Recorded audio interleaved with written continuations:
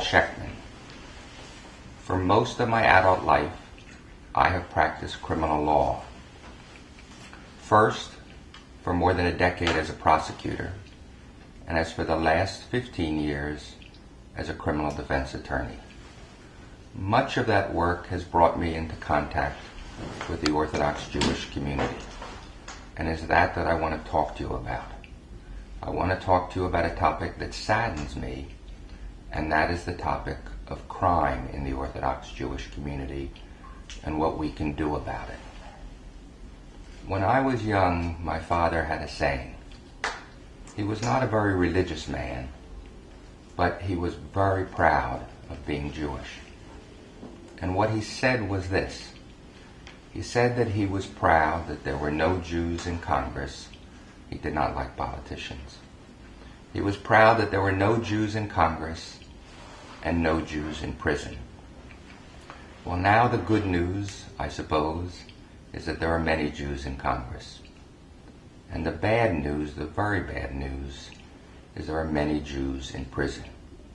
We now know that if you go to Otisville in the federal system, you can not only get a minyan, but half, if not more, of the prison, of the camp, is filled with Jews. We know if you go to Green Haven in the state system, there is a kosher prison, kosher food, a kosher kitchen, right? Should one be proud that half of an institution is Orthodox Jewish? Should one be proud that the state system has a kosher kitchen? Yet that is the world we live in. When I started as a prosecutor, if you saw a Hasidic man in the courtroom, you thought, this must be some mistake. There must be something wrong. Right?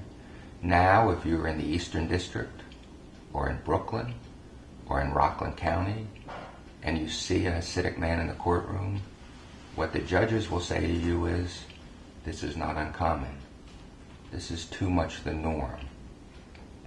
I think of the Jewish people the way my father thought of them, as the chosen people, but not chosen for Otisville, and not chosen for Green Haven, chosen for good lives in their communities.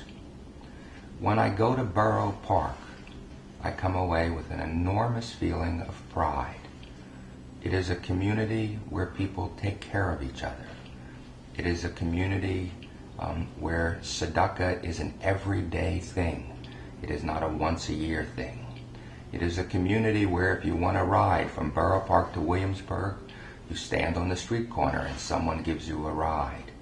It is a community where if you have to go to the hospital, there are scores of people who will drive you to the hospital. But underneath it, underneath all that goodness, underneath all that concern for family, there's crime. There's lack of respect for the law, not for God's law. I have clients who will come to me and leave early on Shabbos so they get home. But why have they come to me? Because they violated man's law. They violated the New York penal law, or the federal law, or the wire fraud statute, or the mail fraud statute, or some other statute, because respect for man's law, for the penal law, seems far less important to them than respect for religious law. And that can't be right, because both in our society are important. And a good Jew, in my view, honors both, not just one. Now, what does one do about it? How does one prevent yourself from joining others in Otisville or Green Haven? Well, I'd say a few things about that. The first thing is this. Respect the government of this country, state, federal, local. When our grandparents grew up in Europe, right, there was reason not to respect the government. They were oppressive governments. They were governments that did their best to make sure that Jews lived in ghettos. They were governments that brought pogroms on our people. Whatever one thinks of the government of the United States, or of the state of New York, or of the city of New York, They are not oppressive governments. They are not governments that single out Jews for wrongs. I can go to meetings with state officials, right, with city officials, and you walk around the table, you look around the table, and there are Jews in high positions of authorities, writing the laws, making decisions. This is not Europe. And so for those of us who think, it's okay because it's just the government, or it's okay because it's just the bank, it's not okay. Stealing from the government is a very serious crime. There are limits on those benefits, and they need to be honored. The second thing that one has to do is to think through the consequences. My grandmother used to talk about having a Yiddish cup, right, having a good head. And one avoids criminal conduct by thinking about the consequences, by saying to yourself, what will happen if I do this? The third thing is to talk to a lawyer before, not after. I have a good friend in the jewelry district, and what I love about him so much, he lives in Borough Park. What I love about him so much is he calls me and says, can I do this? Should I do this? I'd like to do this, right, but will I get in trouble? He calls before, not after, and the result of that is his business is thriving and he is not in trouble. He always wants to know where the line is before, not after. So, and it doesn't have to be a lawyer. This is not a speech for full employment for lawyers. There are rabbis in every community that know where the line is. There are rabbis whose judgment is as good as lawyers, right? But talk to them, not after, before. Too many people think you go to a rabbi after and you say, who are the good lawyers? Go to a rabbi before and say, can I do this? Will I get in trouble? So that is my advice. It is not complicated. It is respect the government, respect the laws. Don't think it is okay to steal just because the victim is a bank or a government program. Use your Kepler, use your head, right? And talk to people before, whether it's lawyers, rabbis, or friends who are wiser than you. Right? That is my advice. The tragedy for me is the number of good people that I see who wind up in a prison, who wind up in a jail. I spent time the other day with a lovely man, a Hasidic man, right, who had two completely separate identities. One identity that he did use for most of his life and did good with. And another identity that he used if he needed to defraud a government program. And we talked. Right? And he talked about his family and his children and his grandchildren and his joys. And at the end of the conversation I said, you're a lovely man. And he held up his fingers and he said, two men. And he was, because it was as if he was schizophrenic. He had two identities. One for good and one for wrong. Well, I don't know my Talmud well, but my guess is somewhere in there, right, one learns that one only has one life and one identity, and that life should be good, not just on Shabbos, but throughout the week. So that is my lesson.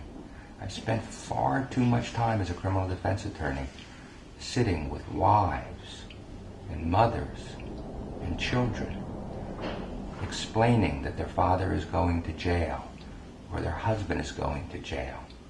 Sitting with people who didn't have much money to begin with, who now have no income producer. If you say to a judge, think of the children, think of the wife, think of the older parents who need this person. What judges say over and over again is, your client should have thought about that before. I'm not going to think about it now. So don't think just because you have a large family and a good family It is a get-out-of-jail-free card. What it is a recipe for leaving behind children who are without a father and without a father's love. If I go into Hasidic communities, if I go to Borough Park or Williamsburg or Square, what makes me so happy is to watch as fathers walk their sons to shul on Friday night, to continue the traditions. I criticize myself for not following those traditions, because there's enormous beauty in seeing a father walk a son to shul on a Friday night. There's no beauty in having a father in prison on a Friday night and a son having no one to pass on those traditions. So I don't mean to be melancholy or maudlin or to preach too much, but I do mean to say it would be nice if my father were half right, that there are no Jews in prison. And that can happen if people think, if people talk to others, if people recognize that there are things they're entitled to and not entitled to. If we obey the penal law with the same fervor that we obey the rules of God. If we're concerned as much about living lawful lives as we are about getting home on a night in time for the Shabbos. Again, I thank you. I'm very happy to have had the chance to speak. Sometimes, as a criminal defense attorney, I get good results from my clients. And at the end, they say to me, I'm very happy to have met you, and I hope I never see you again. Even better still is not to see me at all, or not to see other criminal defense attorneys, or to see me before and not after. So I thank Rabbi Stein, I thank Rabbi Freund, and I hope I've said something today that rings true to you. God bless.